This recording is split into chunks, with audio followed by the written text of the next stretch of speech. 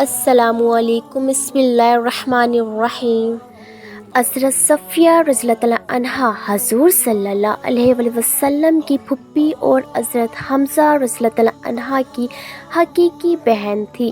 احد کی لڑائی میں شریک ہوئی اور جب مسلمانوں کو کچھ شکست ہوئی اور بھاگنے لگے تو وہ پرچھائی ان کے منہ پر مار مار کر واپس کرتی تھیں۔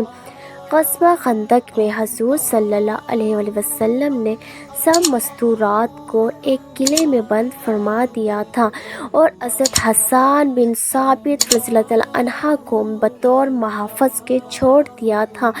یہود کے لیے یہ موقع بہت غنیمت تھا کہ وہ تو اندرونی دشمن تھے ہی، یہود کی ایک جماعت نے عورتوں پر حملہ کا ارادہ کیا اور ایک یہودی حالات معلوم کرنے کے لیے قلعے پر پہنچا۔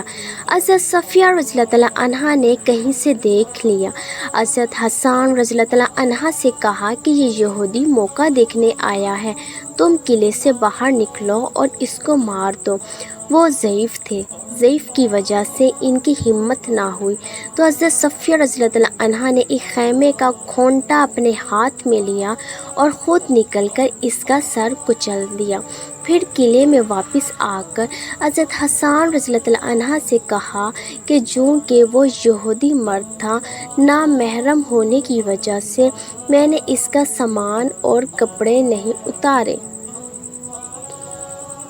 تم اس کے سب کپڑے اتار لاؤ اور اس کا سر بھی کاٹ لاؤ۔ حضرت حسان رضی اللہ تعالیٰ عنہ ضعیف تھے، جس کی وجہ سے اس کی بھی ہمت نہ فرما سکے، تو دوبارہ تشریف لے گئی اور اس کا سر کاٹ لائی اور دیوار پر کو یہود کے مجمع میں پھینک دیا۔ وہ دیکھ کر کہنے لگے کہ ہم تو پہلے ہی سے سمجھتے تھے کہ محمد صلی اللہ علیہ وآلہ وسلم عورتوں کو بالکل تنہا نہیں چھوڑ سکتے تھے، ضرور ان کے محافظ مردانہ موجود ہیں۔